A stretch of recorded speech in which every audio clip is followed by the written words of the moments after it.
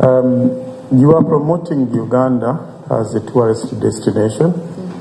I read an article somewhere that we have overtaken Kenya in terms of numbers.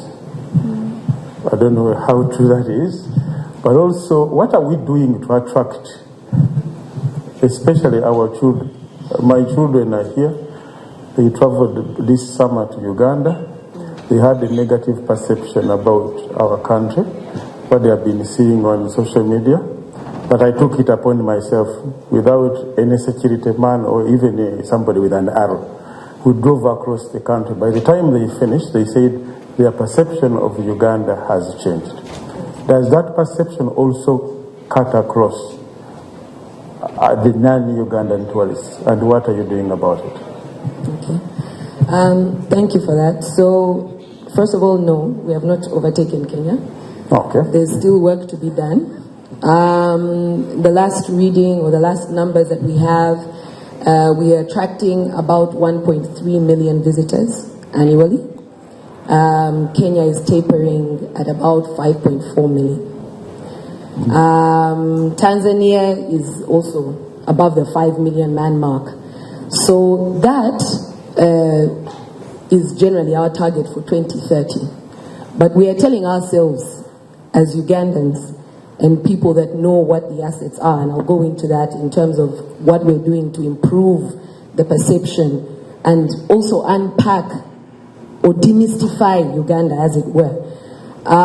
We believe we can do that in a shorter amount of time. 2030 is too far for us to reach the 5 million man mark, given what we know about Uganda. So Uganda, simply put, for those who don't know, but of course majority of us here are Ugandans or have some kind of roots. Uganda, simply put, is one of the most beautiful locations on earth. And you can take that to the bank. Period. I agree. Inarguably. That one, we can sit and argue the whole day. We've got in excess, I think, over 165 lakes. In 241,000 square kilometers, we've got 165 lakes, freshwater lakes. We've got the largest tropical lake in the world, tropical lake, which means in terms of biodiversity, it is unmatched on this globe. Over 200 species of biodiverse, call it amphibians, reptiles, fish, are in Lake Victoria, untapped. We've got 1,000 plus species of birds. And in those, there's some that are, nearing extinction.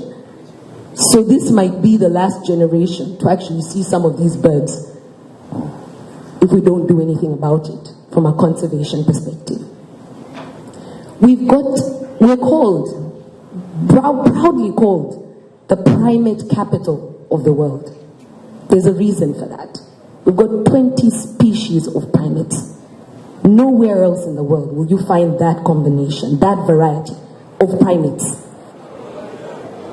Of the 5 great apes on planet Earth, 3 of them are in Uganda.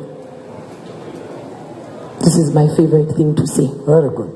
No. I'm still coming, moderator. Yeah. These 3 great apes. The first one, obviously, is the gorilla that we talk about, that we proudly, we've got 29 families of gorillas in Uganda. The second great ape is a chimpanzee. Anybody offering the third great ape? A monkey? No. And it's not a baboon either. It is us. Yes. We are the third great ape that lives in Uganda. And a very unique great ape. Underpinning all the beauty and the destination assets I've described is the human resource we have. There is no other vibrant, more diverse nation. We have 60 tribes plus. I was disappointed when I came into the room, there's no screen, because then that means I have to talk more. Otherwise, I would have just shown you what I'm talking about. The music, the dances, the vibe, the food. it is difficult for me to encapsulate it. It is difficult. A video might have done this much faster. So moderator, you're going to indulge me. So the work we need to do is to demystify or unbank the negative narratives that are being,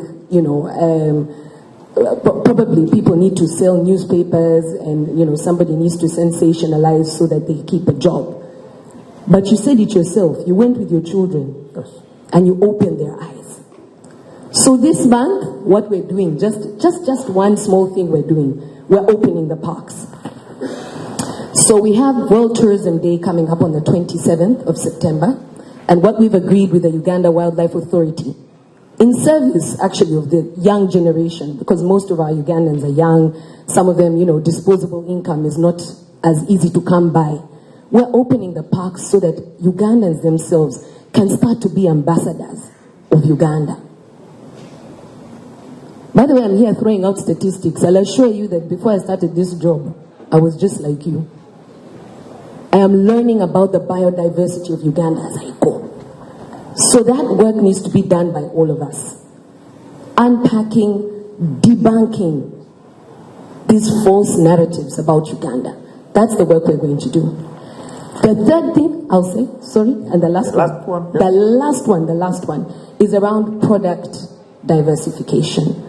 So you will allow us, and part of the reason why we're here is to seek partners in investment, seek, new products that can be, that can improve the experience of tourists.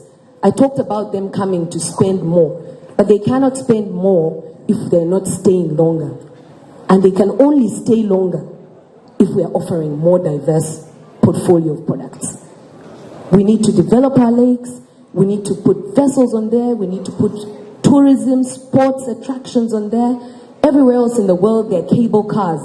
We need to experience Mount Renzori from atop Mount Renzori. So we're looking for partners to develop our tourism sector investment. I'll leave it at that, moderator. Thank you very much. Eric?